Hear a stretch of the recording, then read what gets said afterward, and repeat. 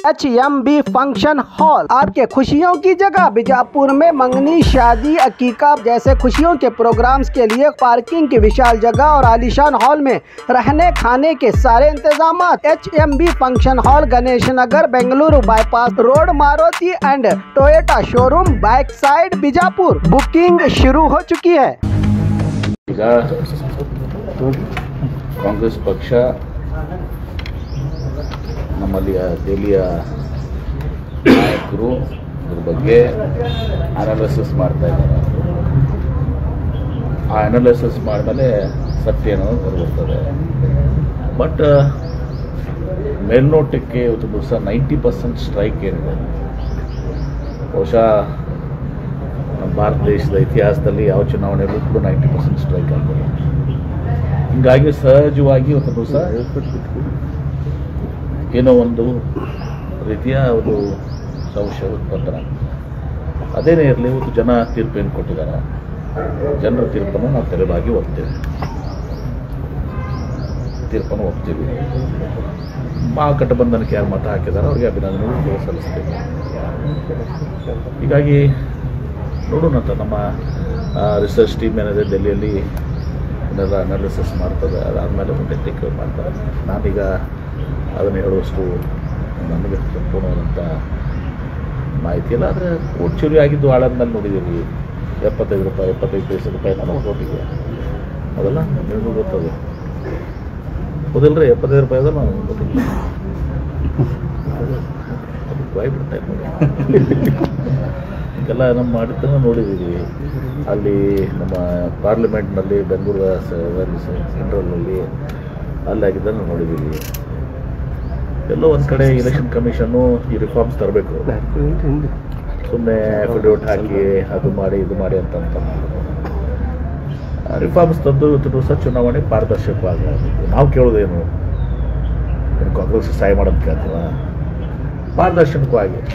ಆ ಪಾರದರ್ಶಕವಾದ್ಮೇಲೆ ಆ ಚುನಾವಣೆ ಆದಮೇಲೆ ಸೋಲು ಗೆಲುವು ನಾವು ಒಪ್ಕೊಳ್ಬೇಕಾಗ್ತದೆ. ಅವಾಗ ನಾವು ಸೋತರು ಕೂಡ ಒಪ್ಕೊಳ್ಬೇಕಾಗ್ತದೆ. ಯಾಕಂದ್ರೆ ಪಾರದರ್ಶಕವಾಗಿರ್ತದೆ. ಅನಾಲಿಸಿಸ್ ಮಾಡ್ತಾ ಇದ್ದಾರೆ ನೋಡೋಣ central team. Sir 54 lakh vote ಚೋರಿ ಅದು ಅಂತ ಹೇಳಿ ಒಂದೇ ಒಂದು ಸಾಕ್ಷಿ ನೋಡಿ.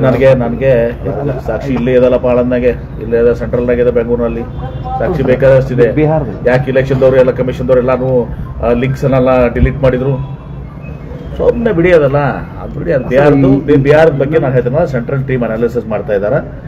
ಆ ಅನಾಲಿಸಿಸ್ ಮಾಡ್ಮೇಲೆ ಅಲ್ಲಿ ಡೆಲ್ಲಿದಿಂದ ರಿಲೀಸ್ ಆಗ್ತದೆ, ರಾಜ್ಯದಾಗ ರಿಲೀಸ್ ಆಗ್ತದೆ, ನಾವು ರಿಲೀಸ್ ಮಾಡ್ತೇವೆ. ಆಯ್ತಾ? ಕಾಂಗ್ರೆಸ್ ಮುಖಂಡರು ಹೇಳಿದ್ರು, ನಾವು ಸರ್ಕಾರ ರಚನೆ ಆದ್ಮೇಲೆ ಗ್ಯಾರಂಟಿ ಯೋಜನೆಗಳನ್ನು ಜಾರಿ ಮಾಡಿ ದುಡ್ಡು ಹಾಕಿದ್ವಿ, ಆದ್ರೆ ಬಿಹಾರದಲ್ಲಿ ಚುನಾವಣೆ ಮುಂಚೆ ದುಡ್ಡು ಹಾಕಿದ್ರು 10,000. ಹೌದು, ಅದು ಒಂದು ಕಾರಣ. ಬಿಹಾರದಲ್ಲಿ ಮಹಾರಾಷ್ಟ್ರದಲ್ಲಿ 6 ತಿಂಗಳು ಮೊದಲು ಹಾಕಿದ್ರು ಲಾಡ್ಕಿ ಬಹನ. ನಾವು ಸರ್ಕಾರ ಬಂದ್ಮೇಲೆ ಗ್ಯಾರಂಟಿಗಳನ್ನ ಹೇಳಿದ್ದೀವಿ. ಮೊದಲು ಕೊಟ್ಟು ಇದು ಪ್ರಾರಂಭ ಮಾಡಿದ್ದಿಲ್ಲ. ನಾವು ಗ್ಯಾರಂಟಿಯನ್ನು ಹೇಳಿದ್ದೀವಿ. ಅಪಕಾರ ನಾವು ನುಡಿದಂತೆ ನಡೆದಿದ್ದೀವಿ. ಆರಿಶ್ ಬಂದ ಮೇಲೆ ಜನರಿಗೆ ಮಾತನ್ನು ಕೊಟ್ಟಿದ್ದೀವಿ, ಉಳಿಸ್ಕೊಂಡಿದ್ದೀವಿ, ನುಡಿದಂತೆ ನಡೆದಿದ್ದೀವಿ ನಾವು. ಆದ್ರೆ ಇಲ್ಲಿ ಅದು ಆಮಿಷ. ಚುನಾವಣೆಗೆ ಮುಂಚೆ ಅದೇನೋ 10,000 ರೂಪಾಯಿ ಕೊಟ್ಟಂಗೆ ಅದು ಸರ್ಕಾರ ರೊಕ್ಕ ಅಕೌಂಟ್. ಅದೇ 1,50,00,000 ರೂಪಾಯಿ ಏನ್ರಿ 10,000 ರೂಪಾಯಿ ಅದನ್ನ ಒಂದು ಓಟಿಗೆ ಕೊಟ್ಟಂಗೆ ಅದು. ಕರೆಕ್ಟ್ ಹೌದಲ್ಲೋ? ನಿಮಗೂ ಗೊತ್ತದ ಸತ್ಯ ಅನ್ನೋದು. ಸುಮ್ಮನೆ ಯಾಕೆ ಮಾತಾಡ್ತೀರಿ? ಅಫಿಷಿಯಲಿ ಕೊಟ್ಟಂಗೆ ಗೌರ್ಮೆಂಟ್ ಹಣ, ವಿರೋಧ ಹಣ ಅಲ್ಲ, ಕ್ಯಾಂಡಿಡೇಟ್ ಹಣ ಅಲ್ಲ, ಗೌರ್ಮೆಂಟ್ ಹಣ ಏನ್ರಿ? ಪ್ರಚಾರದ ವೇಳೆ ಯಾರು ವಿರೋಧ ಮಾಡಲಿಲ್ಲ ಸರ್? ಮಾಡಿದಾರ, ವಿರೋಧ ಮಾಡಿದಾರ. ಅಲ್ಲ, ಗಟ್ಟಿಯಾಗಿ ಮಾಡಲಿಲ್ಲ ಸರ್. ಮಾಡಿದಾರೆ. ನೀವು ಮತ್ತೊಂದು ಮಾಡ್ಬೇಕಲ್ಲಪ್ಪ. ನೀವು ಇದು ಸರಿಯಲ್ಲ, ಇದು ಪ್ರಜಾಪ್ರಭುತ್ವ ವ್ಯವಸ್ಥೆಲ್ಲ, ಇದು ಈ ರೀತಿ ಇದು ಓಟ್ ಖರೀದಿ ಮಾಡುವಂತದ್ದು ಅಂತ ಹೇಳಿ ನೀವು ಹಾಕ್ಬೇಕಲ್ಲ. ನೀವು ಮೀಡಿಯಾದವರು ನೀವೇ ಹಾಕ್ಲಿಲ್ಲಪ್ಪ. ಹಾಕ್ಬೇಕಾಗಿತ್ತು ಮೀಡಿಯಾದವರು. ನೀವು ಶಾಂತ ಇರ್ತೀರಿ ಕೆಲವೊಂದು ವಿಚಾರದಲ್ಲಿ. ಇಡಿ ಐಟಿ ಅವನ್ನೆಲ್ಲ ದುರುಪಯೋಗ ಮಾಡ್ತಾರೆ. ಈ ಚುನಾವಣಾ ಆಯೋಗನು ದುರುಪಯೋಗ ಮಾಡುವಂತ ಮೂಲಕ ಈ ತರ ಮೇಲ್ನೋಟಕ್ಕೆ ಮತ್ತು ಕೆಲವೊಂದು ವಿಷಯಗಳು ಅದನ್ನ ದೃಢೀಕರಿಸ್ತಾವೆ. ಆಳಂದಾಗಲಿ, ಬೆಂಗಳೂರು ಸೆಂಟ್ರಲ್ ಆಗಲಿ, ಮತ್ತು ಬೇರೆ ಬೇರೆ ಕಡೆ, ಮತ್ತು 90% ಸ್ಟ್ರೈಕು ರೇಟು, ಮತ್ತು ಇಲೆಕ್ಷನ್ ಕಮಿಷನ್ದವರು ಅದನ್ನು ತನಿಖೆ ಮಾಡೋ ಬದಲಿ ಅಫಿಡವಿಟ್ ಹಾಕಿ ಒಬ್ಬ parliament opposition leader, parliament member ಅವರು ರಾಹುಲ್ ಗಾಂಧಿ, ಸೆಂಟ್ರಲ್ ಕೇಂದ್ರ ಲೋಕಸಭೆದಲ್ಲೇ ಅಪೋಸಿಷನ್ ಲೀಡರು ಅಂದರೆ ಶಾಡೋ ಪ್ರೈಮ್ ಮಿನಿಸ್ಟರ್ ಅಂತಾರೆ. ಅವ್ರಿಗೆ ನೀವು ಅಫಿಡೇವಿಟ್ ಹಾಕಂತ ಕೇಳ್ತೀರಿ. ಓದ್ ತಗೊಂಡೇವ್ರು ಲೋಕಸಭಾ ಮೆಂಬರ್ ಆಗಿರ್ತಾರಲ್ಲ, ಓದ್ ತಗೊಂಡೇ ಅವರು ಲೋಕಸಭಾ ಅಪೋಸಿಷನ್ ಲೀಡರ್ ಆಗಿರ್ತಾರಲ್ಲ, ಅವ್ರಿಗೆ ಅಫಿಡೇವಿಟ್ ಹಾಕಂತ ಕೇಳ್ತಾರ. ನಾವು ಸುಧಾರಣೆ ಆಗ್ತೀವಿ, ನಾವು ತನಿಖೆ ಮಾಡ್ತೀವಿ ಅಂತ ಹೇಳೋದಲ್ಲ. ಅಫಿಡೇವಿಟ್ ಹಾಕ್ಬಿಟ್ಟಿದ್ರೆ ಸರ್, ಯಾಕೆ ಹಾಕ್ಬೇಕು ಸರ್? ಹಾಕ್ಬಿಟ್ಟಿದ್ರೆ ಹಾಕ್ಬೇಕು ಯಾಕೆ? ಅದು ಅವಶ್ಯಕತೆ ಇದ್ರೆ ಹಾಕ್ತಿತ್ತು. He is opposition leader, shadow prime minister, is elected Lok Sabha member. ಈಗ ಅವ್ರ ಕೇಳ್ತಾ ಇರೋದು ಅದೇ ಸರ್. ಈಗ ಯಾರು ಹಾಕ್ಲಿ ಎಲೆಕ್ಷನ್ ಒಂದು ಹಾಕ್ಲಿ, ಅದಕ್ಕೆ ಹಾಕಪ್ಪ. ಅದು ಅವ ಕಾನೂನಿನಲ್ಲಿ ಅವಶ್ಯಕತೆ ಇದ್ರೆ ಹಾಕ್ತತ್ತು. ಸುಮ್ಮನೆ ಹಾಕದ ಅವ್ರ ಎಲೆಕ್ಷನ್ ಕಮಿಷನ್ ಏನದು ಅದು ಸುಪ್ರೀಮಾ, ಸಂವಿಧಾನಕ್ಕಿಂತ ಹೆಚ್ಚಿಂದ ಅದು ಎಲೆಕ್ಷನ್ ಕಮಿಷನ್ ಸಂವಿಧಾನ ಮೇಲೆ ಅದೆಯಾ? ಸಂವಿಧಾನ ಪ್ರಕಾರ ಇವತ್ತು ದಿವಸ ನಡ್ಕೋತೀವಿ. ಸಂವಿಧಾನ ಬಿಟ್ಟು ನೀವು ಇವರು ಸುಪ್ರೀಮಾಗಿ ಹೋದ್ರೆ ಯಾರು ಕೇಳ್ತಾರೆ ಅದಕ್ಕೆ? ಓಕೆ, ಮತ್ತೆ ಸಿದ್ದರಾಮಯ್ಯ ಅವರು ದೆಹಲಿ ಸಚಿವ ಸಂಪುಟ ವಿಸ್ತರಣೆಗೆ ನನಗೆ ಗೊತ್ತಿಲ್ಲ. ಸಿದ್ದರಾಮಯ್ಯನವರು ಡೆಲ್ಲಿಗೆ ಹೋಗಿದ್ದು, ಅವರು ಹೋಗಿ ಅಲ್ಲಿ ರಾಹುಲ್ ಗಾಂಧಿ ಅವರನ್ನು ಭೇಟಿ ಆಗಿದ್ದಾರೆ. ಅನೇಕ ರಾಜಕೀಯ ವಿಚಾರಗಳು, ಬಿಹಾರ್ ಚುನಾವಣೆ ಇದೆಲ್ಲನೂ ಕೂಡ ಚರ್ಚೆ ಮಾಡಿದ್ದಾರೆ. ಸಂಪುಟ ವಿಸ್ತರಣೆಗೆ ಹೌದು, ನಾವು ಭೇಟಿ ಆಗ್ತದೆ ಮೋದಿಯವರಿಗೆ. ಈಗ ಹೇಳಿದಲ್ಲ ನಾನು ಲಾಸ್ಟ್ ಟೈಮ್ ಕಬ್ಬು ಬೆಳೆಗಾರದು, ನಾಳೆ ಮೋದಿಯವ್ರ ಒಂದು ಪ್ರಸ್ತಾಪ ಆಗ್ತದೆ. ಯಾಕಂದ್ರೆ FRP ಫಿಕ್ಸ್ ಮಾಡ್ಕೊಳ್ಳೋರು ಕೇಂದ್ರ ಸರ್ಕಾರ, ಆ FRP ಜೊತೆಗೆ ರಿಕವರಿ ಫಿಕ್ಸ್ ಮಾಡೋರು ಕೇಂದ್ರ ಸರ್ಕಾರ, MSP ಶುಗರ್ ಫಿಕ್ಸ್ ಮಾಡೋರು ಕೇಂದ್ರ ಸರ್ಕಾರ, ನಿಮ್ಮ ಇಂಪೋರ್ಟ್ ಎಕ್ಸ್ಪೋರ್ಟ್ ಆಮದು ಮಾಡಿಕೊಳ್ಳುವಂಥದ್ದು, ನಿರ್ಯಾತ ಮಾಡುವಂಥದ್ದು, ಎಕ್ಸ್ಪೋರ್ಟ್ ಮಾಡೋದು ಯಾರು? ಕೇಂದ್ರ ಸರ್ಕಾರ. ಎಥನಾಲ್ ಖರೀದಿ ಮಾಡುವಂಥವ್ರು ಕೇಂದ್ರ ಸರ್ಕಾರ. ರಾಜ್ಯ ಸರ್ಕಾರದ ಏನು ಪಾಲದ್ರಿ? ಇಂಪ್ಲಿಮೆಂಟ್ ಮಾಡೋದು ಅವ್ರು ಹೇಳಿದ್ದು. ಅವ್ರು FRP ಏನು ಫಿಕ್ಸ್ ಮಾಡ್ತಾರೆ, ಮತ್ತು ಅವ್ರು FRP ಫಿಕ್ಸ್ ಮಾಡಿ ಇವತ್ತು ಹೇಳ್ತಾ ಇದ್ದೀನಿ ನಾನು. ಅವ್ರು FRP ಫಿಕ್ಸ್ ಮಾಡಿದ್ದಂಥದ್ದು 3,550 ರೂಪಾಯಿ. FRP ಎಷ್ಟು ಫಿಕ್ಸ್ ಮಾಡಿದಾರೆ? 3,550 ರೂಪಾಯಿ. ರೈತರು ಏನಂತಾರ 3,550 ರೂಪಾಯಿ ಕೊಟ್ಬಿಡ್ರಿ ಅಂತ ಹೇಳಿ ನೀವು ಟಿವಿದಾಗ ಹಾಕ್ತೀರಿ. ಕೇಂದ್ರ ಸರ್ಕಾರ 3,550 ರೂಪಾಯಿ ಫಿಕ್ಸ್ ಮಾಡಿದೆ, ರಾಜ್ಯ ಸರ್ಕಾರ ಕೊಡಿಸ್ಬಿಡ್ಬೇಕು ಅಂತೇಳಿ. ಆ 3,550ರಲ್ಲಿ ಇವತ್ತಿಗೂ ಹೇಳ್ತಾ ಇದ್ದೀನಿ, ವಿಶೇಷವಾಗಿ ಟಿವಿದವರಿಗೆ ಎಲ್ಲರಿಗೂ, ನಿಮಗೆ ಆ 3,550ರಲ್ಲಿ 800ರಿಂದ 900 ರೂಪಾಯಿ ಕಟಾವು ಮಾಡುವುದು ಮತ್ತು ಸಾಗಾಣಿಕೆ ಮಾಡುವಂಥದ್ದು. ಅದಕ್ಕೆ ಹಾರ್ವೆಸ್ಟಿಂಗ್ ಅಂಡ್ HNT ಅಂತಾರೆ. ಹಾರ್ವೆಸ್ಟಿಂಗ್ ಅಂಡ್ ಟ್ರಾನ್ಸ್ಪೋರ್ಟೇಷನ್ ಅಂದ್ರೆ ಕಬ್ಬು ಕಡಿಯೋದು, ನಮ್ಮ ಭಾಷೆದಾಗ ನೇರವಾಗಿ ಹೇಳುವಂತ ಕಬ್ಬು ಕಡಿಯೋದು, ಆ ಕಬ್ಬನ್ನ ಸಾಗಾಣಿಕೆ ಮಾಡೋದು ಫ್ಯಾಕ್ಟ್ರಿ ತನ 800-900 ರೂಪಾಯಿ ಒಳಗೊಂಡೈತಿ. 800-900 ರೂಪಾಯಿ, ಅದು 3,550 ಕಡಿಮೆ ಮಾಡಿದ್ರೆ ಎಷ್ಟಾಗತ್ತೆ? 2,700-2,750. ಕೇಂದ್ರ ಸರ್ಕಾರ ಫಿಕ್ಸ್ ಮಾಡಿದ್ದು ರೈತರಿಗೆ ಎಷ್ಟು? 2,750. ಅದು ಯಾರಿಗೆ? 10% ರಿಕವರಿ ಇದ್ದವರಿಗೆ. ಅದಕ್ಕಿಂತ ಕಡಿಮೆ ಇದ್ದವರಿಗೆ ಅದು 2,400 ಬರ್ತದೆ. ಕೇಂದ್ರ ಸರ್ಕಾರ ಫಿಕ್ಸ್ ಮಾಡಿದಷ್ಟು 2,700.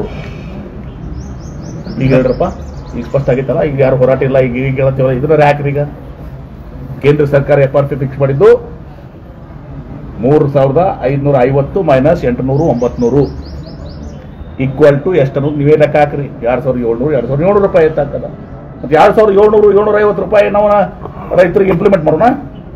ಕೇಂದ್ರ ಸರ್ಕಾರ ಫಿಕ್ಸ್ ಮಾಡಿದ್ ಕೊಡ್ರಿ ಅಂತೀವಿ. ನೀವು ಹೇಳಿದ್ರಿ ಈಗ ಅದನ್ನ ಹೋಗಿ ಮಾತಾಡಕ್ಕೆ ಹೋಗಿದ್ದಾರೆ, ಮಾತಾಡ್ತಾರೆ CM ಮಾತಾಡ್ತಾರೆ. MSP ಇದನ್ನ ಮಾಡೋದು ಮಾತಾಡ್ತಾರೆ, ಎಥನಾಲ್ ಮಾತಾಡ್ತಾರೆ, ಪತ್ರ ಬರೆದಿದ್ದಾರೆ ನೋಡಿದ್ರಲ್ಲ. ಆ ಪತ್ರದ ಎಲ್ಲಾ ಅಂಶಗಳನ್ನ ಮಾತಾಡ್ತೀವಿ. ಈಗ ಹೋರಾಟ ನಿಂತದಕ್ಕೆ ಈಗಾರ ಸತ್ಯ ಅರ್ಥ ಮಾಡ್ಕೊಡ್ರಿ. ಈಗಾರ ಸತ್ಯ ನೀವು ಹಾಕ್ರಿ. ಸರ್, ಈಗ ಸ್ಪಿರಿಟ್ ಇಂದ ಸರ್ ರಾಜ್ಯ ಸರ್ಕಾರಕ್ಕೂ ಆದಾಯ ಬರ್ತಾ ಇದೆ, ಟ್ಯಾಕ್ಸ್. ಆ ಟ್ಯಾಕ್ಸ್ ನಲ್ಲಿ ಬೆಂಬಲ ಬೆಲೆ ನೋಡ್ರಿ, ಎಲ್ಲಾ ಫಿಕ್ಸ್ ಮಾಡೋದಂತ ಕೇಂದ್ರ ಸರ್ಕಾರ. ಕೇಂದ್ರ ಸರ್ಕಾರ ನಮ್ಮ ರಾಜ್ಯದಲ್ಲಿ ಎಷ್ಟು ಹೋಗ್ತೈತಿ? 14ನೇ ಫೈನಾನ್ಸು 15ನೇ ಫೈನಾನ್ಸ್ನಾಗ ನಮ್ಗೆ ಅನ್ಯಾಯ ಆಗಿದ್ದು 70,000 ಕೋಟಿ ರೂಪಾಯಿ. GST ಆಗಿ 16,000 ಕೋಟಿ ರೂಪಾಯಿ. ನಮ್ಗೆ ತಗೊಂಡಿದ್ದು 15 ಪೈಸೆ ಬರೋಂಗಲ್ಲ ನಮ್ಗೆ ವಾಪಸ್ಸು. 100 ರೂಪಾಯಿ ನಾವು ಏನು ಟ್ಯಾಕ್ಸ್ ಕೊಡ್ತೀವಿ. ನೀವು ರಾಜ್ಯದ ಪರವಾಗಿನೋ ಕೇಂದ್ರದ ಪರವಾಗಿಲ್ಲ?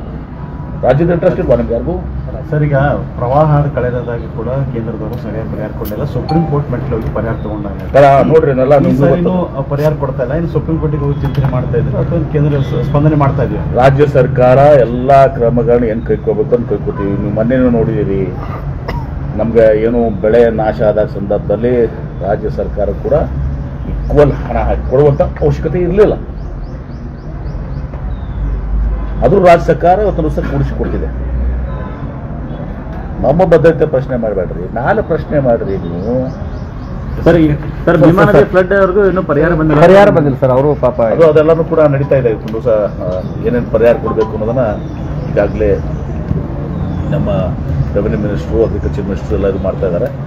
ಅದಕ್ಕೆ ಕೇಂದ್ರ ಸರ್ಕಾರಕ್ಕೆ ನಾವು ಹೇಳಿವಲ್ಲ, ಅವಾಗಲೂ ಕೂಡ ಪ್ರಧಾನಮಂತ್ರಿಗಳ ಬಳಿಗೆ ಹೋಗ್ತೀವಿ, ಕೊಡಬೇಕಾಗ್ತದೆ.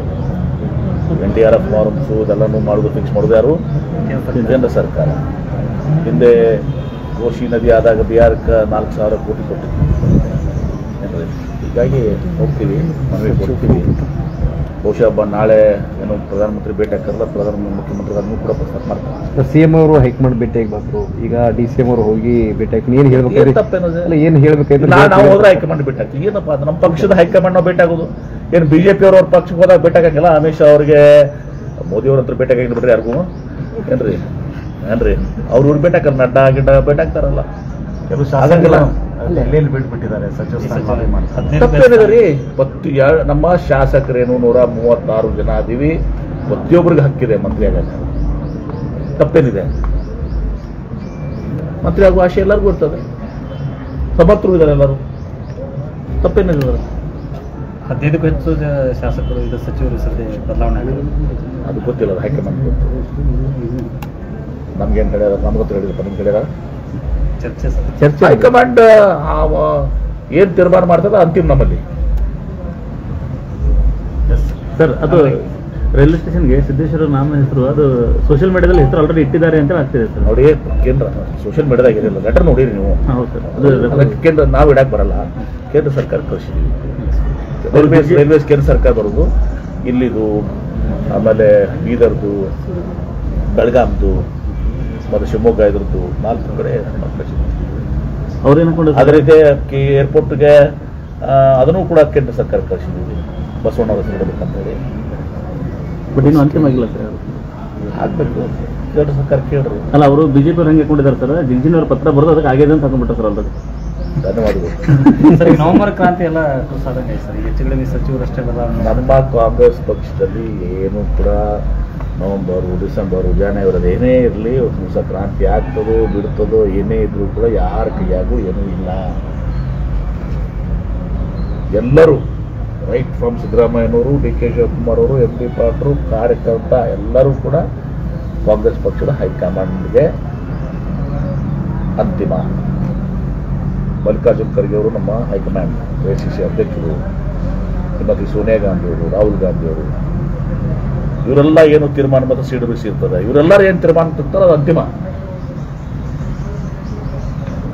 ಮೊನ್ನೆ ಸಲೀಂ ಅಹಮದ್ ಬಂದಾಗ ಬದಲಾವಣೆ ಆಗೋ ಖಚಿತ ಹೇಳ್ತಾ ಇದ್ದಾರೆ. ಅವ್ರು ತಮ್ಮ ಭಾವನೆಗಳನ್ನ ಹೇಳಿದಾರೆ. ಸ್ವಾಭಾವಿಕವಾಗಿ 2 ವರ್ಷ ಆದಮೇಲೆ ನಮಗೂ ಒಂದು ಅವಕಾಶ ಸಿಗ್ತದಪ್ಪ ಅಂತ ಇರ್ತದೆ ಅವ್ರಿಗೆ. ತಪ್ಪೇನಿದೆ? ಸಲೀಂ ಅಹಮದ್ ಕೂಡ ಪಾಪ ಪಕ್ಷ ಸಲುವಾಗಿ ದುಡಿದಿದ್ದಾರೆ ಆಗಲಿ ಸಾಕಷ್ಟು. ನಮ್ಮ ಜಿಲ್ಲೆಯಲ್ಲಿ ಯಶವಂತರೇಗೌಡರು, ನಡಗೌಡರು ಹೇಳ್ತಾರೆ ಸರ್, ನಮಗೂ ಸಿಗುತ್ತೆ. ತಪ್ಪೇನಿದೆ? ಎಲ್ಲರಿಗೂ ಹಕ್ಕಿದೆ. 136 ಜನ ಶಾಸಕರು ಎಲ್ಲರಿಗೂ ಹಕ್ಕಿದೆ.